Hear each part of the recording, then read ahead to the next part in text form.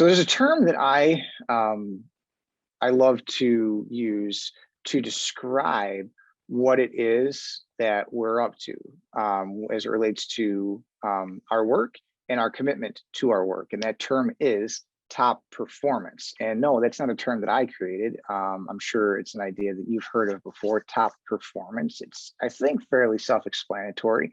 I got it directly from a book, which I've got right here. Love is Free, Guac is Extra by Monty Moran. I think it's Moran. Anyway, Monty was for many years the co-CEO of Chipotle. You've probably heard of them. He did some pretty remarkable things while he was there during his tenure. And he talked a lot about this idea of being a top performer and developing a culture of, I guess you could say, empowered top performance.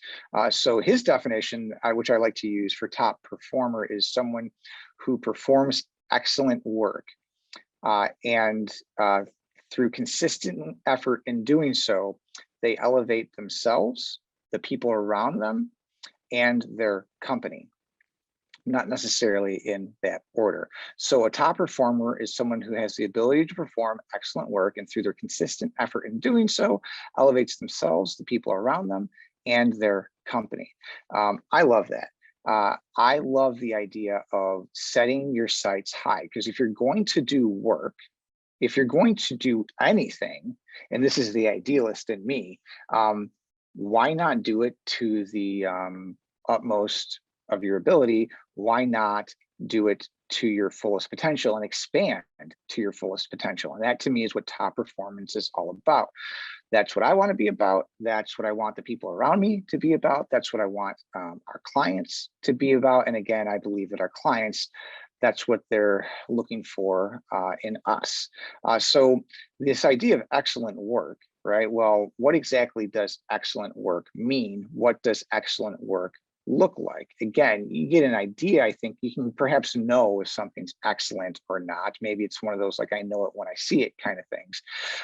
But another fella, Bill Walsh, the coach of the San Francisco 49ers, who helped engineer the 49ers dynasty in the 80s that extended, I think, somewhat into the 90s, several Super Bowls. He took that team from, I think they're like the second worst in the NFL. And in 3 seasons, they ended up winning a Super Bowl. And he himself admits that he never said, hey, we're going to win a Super Bowl in year 3 or by a certain time, but certainly he was aiming towards winning a Super Bowl. You don't coach a NFL team and not attempt to win a Super Bowl. That's what it's all about, right? But what he determined was, and you can learn about this in his book, The Score Takes Care of Itself, which is kind of like the punchline, right? Spoiler alert, the score takes care of itself. He believed that if you did the work a certain way, if you showed up a certain way, if you performed to a certain standard, what he termed the standard of performance, that there was only one thing that could happen, and that is that you would win. So the score, in his idea, takes care of itself. And so top performance, in a way, takes care of itself when you are committed to it and you understand what excellent work looks like. So for Bill Walsh, he had this standard of performance that was his definition of what excellent football would look like. All right. So sure. Yeah. So Bill Walsh, he taught his players the quote blocking and tackling of football. Right. And it mattered that they played excellent football, but it wasn't just the players, the athletes on the field that he was coaching and leading. It was everybody in the organization at all levels, all coaches, assistants, coordinators, people in the front office, scouts, even down to the way that the person who answered the phone answered the phone. And it wasn't just, again, like, here's the best way to do this. And though he precisely had the best way to pretty much do everything, but it wasn't just, here's the best way to do it. Here's the best way to think about it. Here's the best way to think about who you are in this organization, to think about the role that you're playing, to think about the impact that you're having. He taught the technical skills and was committed to that. But even more so, he taught the attitudes and the beliefs, the mindset of what makes someone excellent, what would make for an excellent championship winning football team. Some of it was, I guess, qualitative items, like things you can actually look and say, yes, you are running that route from here to there properly. You're turning where you're supposed to turn. And man, you're going to do it. And you're going to do it like that. You're going to do it like that every single time. Precision mattered a ton in the fulfillment of his standard of performance. But it was also items like how you talked to your teammates, and how you handled criticism, and how you dressed, even things like how you dressed and whether or not you took pride in your appearance. And he would comment on how Jerry Rice would stand in the locker room and look at himself in the mirror before he go out on the field, almost admiring how good he looked, how tight and just like well adorned he was in his uniform, and how precisely he wore it. And Jerry Rice, obviously, to some people say, is like the greatest wide receiver of all time. And if you don't think he's the greatest, well, he's probably like in your top 2 or 3, right? So is there a correlation between like how you dress and the pride you take in your appearance and how you perform in your job? Yeah, there probably is, right? It speaks to an attitude, right? It speaks to a belief system. It speaks to an overall mindset. And that is really what top performance, I think, ultimately is about. Yeah, you want to get certain outcomes and you want to have an idea of, hey, these are the results we're going to get when we perform excellent work. But first and foremost, and I think primarily, it's a mindset.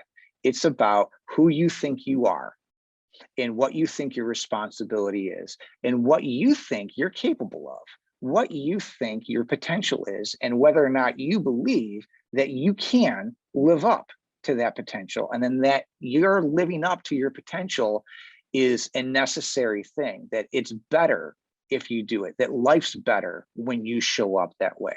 And that's what top performance to me is all about. And you need to have a standard of performance. It needs to be defined so that you can know, right, and hold yourself and others accountable, which should naturally happen when the environment is correct, to this standard. You know when you're living up to the standard, and you'll know when you're not living up to it. And it's something that you can use to, I guess, manage and lead your way towards performing excellent work and being a top performer and doing or being part of a team that is a top performing team. So I think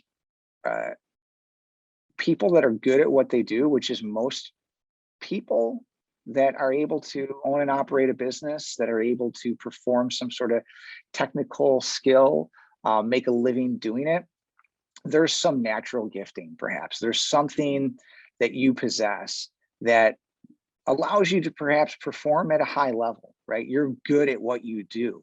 Well, being good at what you do is not the same as being a top performer, all right? And doing things just solely on instinct and because they feel right is not the same as holding yourself to a standard of performance. And I believe, because I've seen it in others, I've seen it in my own organization, and you can study the greats, right? You can read the books, you can watch the accomplishments, or witness the accomplishments of great artists, of great diplomats, of great athletes, right?